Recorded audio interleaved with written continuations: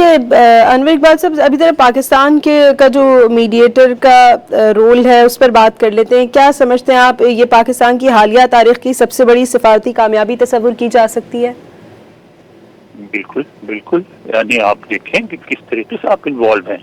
آج کا دیکھیں، آج کا دن میں سمجھتا ہوں ممکن ہی اس لیے ہو سکا اس طرح کا ایک مشترکہ اعلامیہ کہ اس میں میڈیٹرز انوالو تھے، ورنہ تو اس طرح کی یہ غلط فہمیاں پیدا ہو جائیں جس طرح کے شروع میں بیانات آئے تھے ایران سے، جس طرح صدر ٹرمپ نے ٹویٹ کیا تھا، تو اس کے بعد تو مذاکرات ختم ہو جاتے ہیں.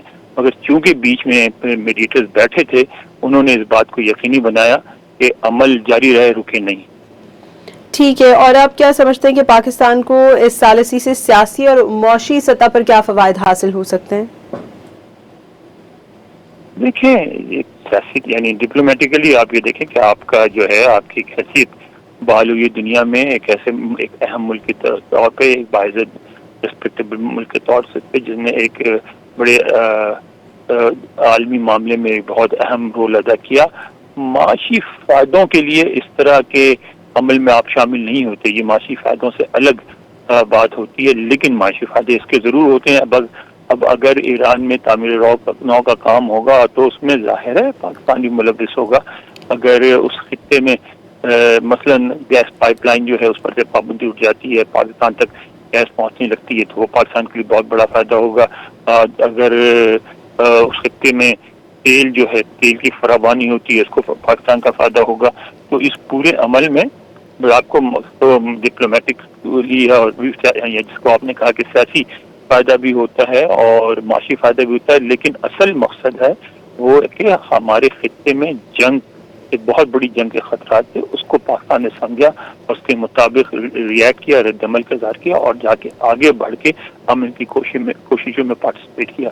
یہ خود ایک بہت بڑی کامیابی ہے، اس سے بڑی کوئی کامیابی آپ کو نہیں مل سکتی. یعنی معاشی فائدے اپنی جگہ ہیں، لیکن اصل تو فائدہ یہ ہے. ٹھیک ہے، اور ہم کہہ سکتے ہیں کہ پاکستان مستقبل میں بھی امریکہ اور ایران کے درمیان رابطہ کار کا کردار ادا کرتا رہے گا؟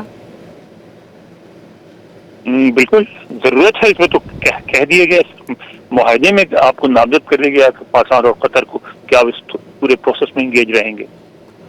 ٹھیک ہے انور صاحب، کیا عالمی جو طاقتیں ہیں وہ پاکستان کے اس کردار کو قبول کریں گی یا اس پر بھی تحفظات سامنے آئیں گے؟ قبول کر رہی ہیں، جبھی تو یہ ہو رہا ہے نا. یعنی دو بڑی جو طاقتیں دنیا کی سب سے بڑی، امریکہ اور چائنا، دونوں قبول کر کے دونوں یہ چاہتی ہیں کہ پاکستان یہ کردار ادا کرتا رہے. تبھی تو پاکستان اس میں ایک کردار ادا کر رہا ہے، ان کی مرضی کے بغیر تو ایسا نہیں ممکن تھا. تو اور دوسری طاقتیں جو خطے کی طاقتیں ہیں، سعودی عرب بھی چاہتا ہے پاکستان انوالو رہے، ترکیہ بھی چاہتا ہے پاکستان انوالو رہے. تو اسی وجہ سے میرا خیال ہے کہ یہاں تک یہ معاملہ پہنچا ہے، اور وہ آئندہ بھی چاہیں گے کہ پاکستان انوالو رہے. صرف ایک ہی ملک ہے جو اس کی مخالفت کرتا ہے، وہ ہے بھارت. اس کے علاوہ تو کوئی اس ملک مخالفت نہیں کرتا دنیا میں. ٹھیک ہے، اور ہم یہ کہہ سکتے ہیں کیا جو موجودہ پیش رفت ہے وہ مستقل امن کی بنیاد ہے؟ کی طرف ایک قدم ہے، ایک اہم قدم ہے، مستقل امن کی طرف ایک اہم قدم ہے. ٹھیک ہے ٹھیک ہے انور صاحب، یہ بتا دیجیے گا اگر خدا نخواستہ مذاکرات ناکام ہو جاتے تو اس کی ذمہ داری کس پر عائد ہوگی؟ مذاکرات ناکام ہوں گے تو دونوں پہ ہوگی. کہ دونوں میں ابھی تک وہ ایک خواہش موجود ہے کہ وہ فتح مند نظر آئے اور وہ فتح مند نظر آئے. جیسے جیسے وقت گزرے گا، عوام کے جذبات ٹھنڈے ہوں گے تو پھر حکومتیں بھی یہ کوشش نہیں کریں گی کہ وہ فتح مند نظر آئیں، اور اس کے بعد زیادہ اسموتھلی یہ بات چیت ہو سکے گی. مگر اگر ناکام ہوئے تو دونوں کی ذمہ داری ہوگی، مگر میں سمجھتا ہوں کہ ناکام نہیں ہوں گے. ٹھیک ہے، اور آپ کیا سمجھتے ہیں معاہدے کی صورت میں تیل کی عالمی قیمتوں پر اس کا کیا اثر پڑے گا، اور کیا ایران کی واپسی عالمی توانائی مارکیٹ میں نئی تبدیلیاں لائے گی؟ بالکل لائے گی. نظر آ رہا ہے آپ کو، دیکھیں قیمتیں آلریڈی جو ہے نیچے آنا شروع ہو گئی ہیں. آپ خود دیکھیں پاکستان میں اتنی بڑی کمی کا قیمتوں میں اعلان کیا گیا، اور مزید کمی آئے گی جیسے جیسے وقت گزرے گا. ٹھیک ہے، اور آپ سمجھتے ہیں کہ جو Iran Pakistan gas pipeline منصوبہ ہے وہ دوبارہ فعال ہو سکتا ہے اس معاہدے کے بعد؟ بالکل بالکل. ایران پاکستان سینکشن کی وجہ سے رکا ہوا تھا نا، ورنہ ایران میں بھی خواہش ہے، پاکستان میں بھی خواہش ہے. تو اب جو ہے اس سینکشن کی وجہ سے عمل رکا ہوا تھا. سینکشن اگر اڑ جائیں گے تو پھر اس میں تو کوئی رکاوٹ نہیں ہوگی, وہ بن جائے گا آسانی سے.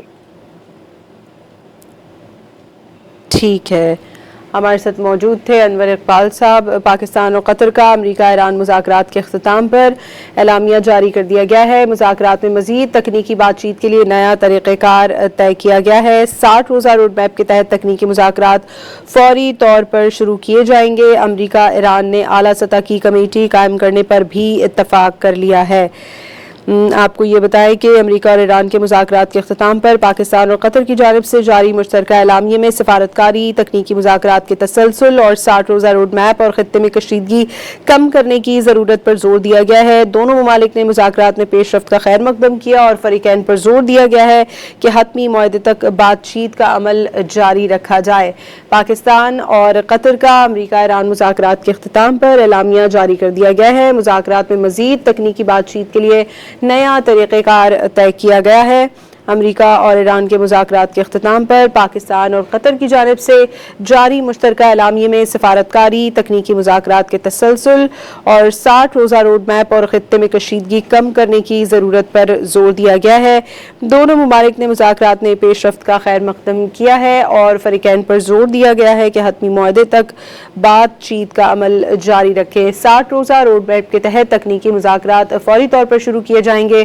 امریکہ ایران نے اعلیٰ سطح کی کمیٹی قائم کرنے پر اتفاق کر لیا ہے. فریقین کے درمیان غلط فہمیوں سے بچنے کے لیے مواصلاتی لائن قائم کر لی گئی ہے, جبکہ آبنائے ہرمز سے تجارتی جہازوں کی محفوظ آمد و رفت یقینی بنانے پر اتفاق کیا گیا ہے. تنازعات سے بچنے کے لیے سیل قائم کیا گیا ہے جس میں فریقین, ثالث ممالک اور لبنان شامل ہوں گے. اعلامیے میں امریکہ اور ایران کی مثبت کوششوں کو بھی سراہا گیا ہے.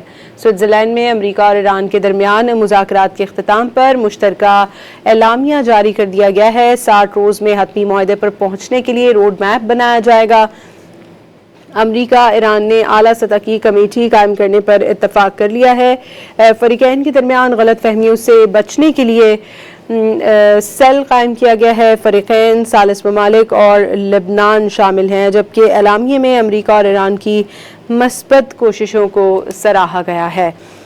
60 روزہ روڈ میپ کے تحت تکنیکی مذاکرات فوری طور پر شروع کیے جائیں گے. امریکہ ایران نے اعلیٰ سطح کی کمیٹی قائم کرنے پر اتفاق کر لیا ہے.